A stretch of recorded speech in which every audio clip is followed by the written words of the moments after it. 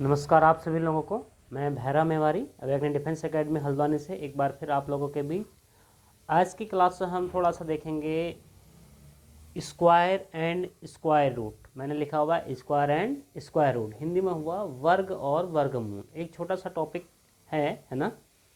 यहाँ से भी क्वेश्चन आने की प्रबल संभावना रहती है, जैसा कि हमारा अग्निवीर इंडियन आर्मी का जीडी का हो गया, यहाँ भी एक क्वेश्चन बन सकता है। और यहाँ से स्क्वायर एंड स्क्वायर रूट से हमारे पास सिंप्लीफिकेशन भी क्वेश्चन हो सकते हैं, और स्क्वायर एंड स्क्वायर रूट से हमारे पास रीजनिंग के भी जो सीरीज कंप्लीट करनी होती है वहाँ भी यहाँ से क्वेश्चन आने की प्रबल संभावना होती है।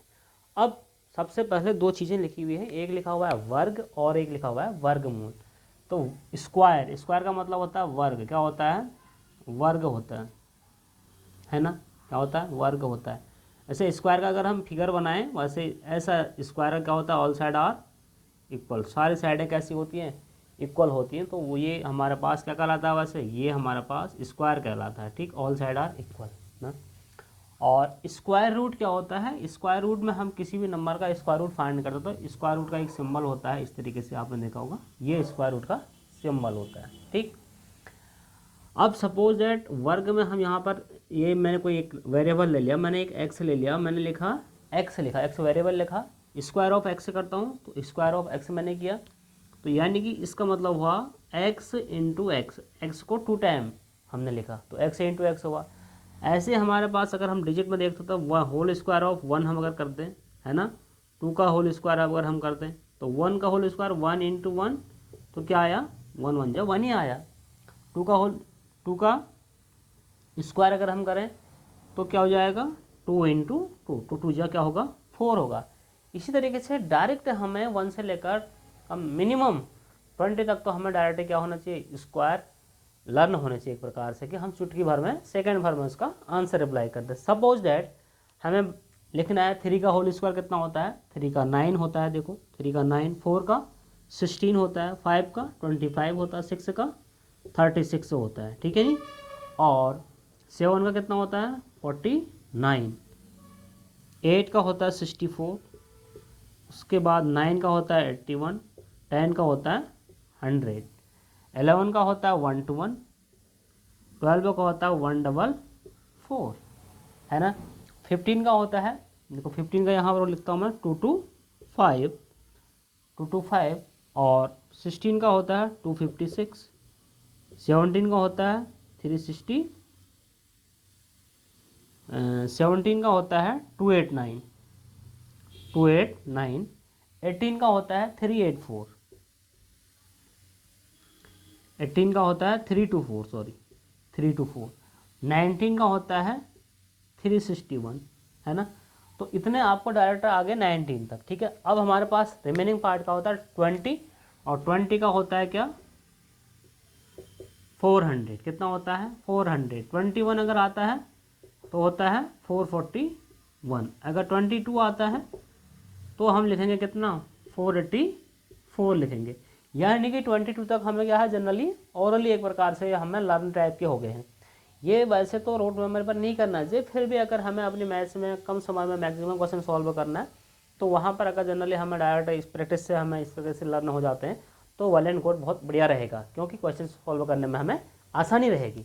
उसी के साथ साथ कुछ और बड़े नंबर आते हैं, जैसे 20, 21, 22 आ गया। सपोज दैट 30, 40, 50, 60, 70, 80, 90, 100, है ना। ये नंबर तो ऑलरेडी क्या है? ईजी हैं। जैसे आपने 30 का सोचा कि 30 का होल स्क्वायर कर दें, कितना होगा ना, तो 30 का 3 का कितना होता है? 9, 0 डबल कर देना है। ऐसे ही 40 का 4 का स्क्वायर 16 डबल 0, है ना। ऐसे 5 को 25 डबल 0, समझ रहे हैं। आगे मैं एक चीज़ और बता रहा हूँ आपको। अब देखिए मैंने यहाँ पर क्या मेंशन किया, वे अंक जिनका इकाई अंक 5 हो, ऐसे डिजिट जिसका यूनिट प्लेस 5 हो। जैसे हमारे पास 5 है, 15 में इकाई अंक 25, 35, 45 एंड 55। वे अंक जिनका इकाई अंक क्या है? 5 है, तो इनका स्क्वायर हम कैसे फाइंड करें, यानी कि चुटकी भर में हम इनका कैसे स्क्वायर फाइंड करें। इसके लिए एक मैं शॉर्ट तरीका आपको बता रहा हूँ, आपको एकदम क्लियरली वॉच करना है, और मुझे उम्मीद है फिर आप जिस नंबर का में भी लास्ट डिजिट 5 होगा उसको आसानी से आप क्या कर लेंगे? सॉल्व कर लेंगे। सपोज दैट मेरे पास 5 का स्क्वायर निकालना है, तो 5 का तो जनरली हमें लर्न होता है, 5 का होल स्क्वायर कितना होता है, 5 का होल स्क्वायर हम जानते हैं कितना होता है, 25 ही होता है, तो सीधे सीधे डायरेक्ट आ जाएगा। अब जितने भी नंबर हैं, ये भी है 15, 15 का होल, यहाँ लास्ट में 5 है ना, 15 का होल स्क्वायर हमें फाइंड करना है। तो इसका फाइंड करने के लिए हमें क्या करना है, लास्ट में 25 तो लिख ही देना है, लास्ट में 25 तो 5 का होल स्क्वायर 25, 25, 25 सब में ही आना है, जितने भी नंबर 5 वाले हैं 25 सब में आना है। क्यों? क्योंकि 5 का होल स्क्वायर 25 होता है।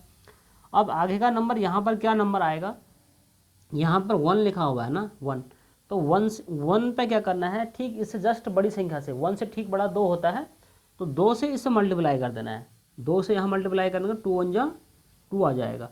जो संख्या यहाँ पर होगी उसके ठीक बड़ी संख्या से उससे मल्टीप्लाई, सपोज यहाँ पर 2 होगा तो 3 से मल्टीप्लाई होगा, 3 होगा तो 4 से मल्टीप्लाई होगा, 4 होगा तो 5 से मल्टीप्लाई होगा, लेकिन इधर का अंक क्या आएगा, सब में 25 ही आएगा। जैसे ये 25 का होल स्क्वायर फाइंड करना है ना, 25 का निकालना, तो मुझे पता है 5 का होल स्क्वायर कितना होता है, 25 तो ऑलरेडी आना ही आना है।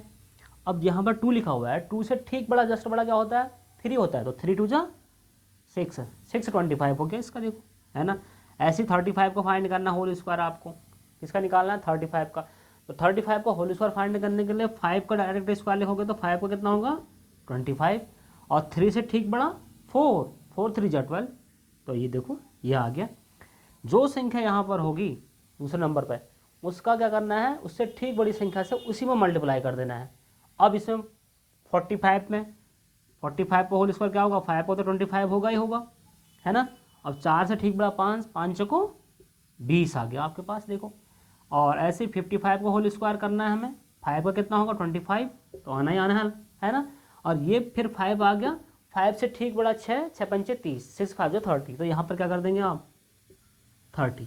तो ये हमारे पास क्या है, हमने चुटकी भर में क्या कर दिया, इनको फाइंड कर लिया। अब कहाँ आसानी रहेगी, कहाँ हमें मदद होगी, वहाँ में यहाँ मदद हो सकती है। देखो जैसे मैंने लिखा 95 का होल स्क्वायर प्लस मैंने लिख दिया 75 का होल स्क्वायर, मुझे इतना ये करना है, ठीक है। अब मैं इसको जल्दी कैसे सॉल्व कर सकता हूँ, इसको 5 का 25 हो जाएगा, और 9 से ठीक बड़ा 10, तो 10 9 जा 90, 25 हो जाएगा, प्लस 5 का 25 ऑलरेडी आना ही आना है, और 7 से ठीक बड़ा 8, 8 से 56, 8 7 जा 56। अब दोनों नंबरों को क्या कर देंगे, इन दोनों नंबरों को प्लस कर देंगे, तो आंसर हम फाइंड कर लेंगे। कहने का मतलब है कि हमें इसको 95 को 95 से मल्टीप्लाई करने की ज़रूरत नहीं पड़ी। तो जो वे अंक जिनका इकाई अंक 5 होता है, उनका शॉर्ट तरीके में स्क्वायर फाइंड करने के लिए हम लास्ट में तो 5 का स्क्वायर पूरा का पूरा लिख देंगे, लेकिन जो बची हुई आगे की संख्या होगी उससे ठीक बड़ी संख्या से उसी संख्या में मल्टीप्लाई करेंगे, तो हमारे पास क्या होगा, उसको यहाँ हम लिख देंगे डायरेक्ट, तो वो है ना। तो ये केवल रूल फॉलो करेगा उन्हीं अंकों में करेगा जिनका इकाई अंक क्या होगा, यूनिट प्लेस क्या होगा 5 होगा, अदरवाइज और अंकों में ये रूल फॉलो नहीं करेगा। तो आज की क्लास में इतना ही। Thank you, have a nice day.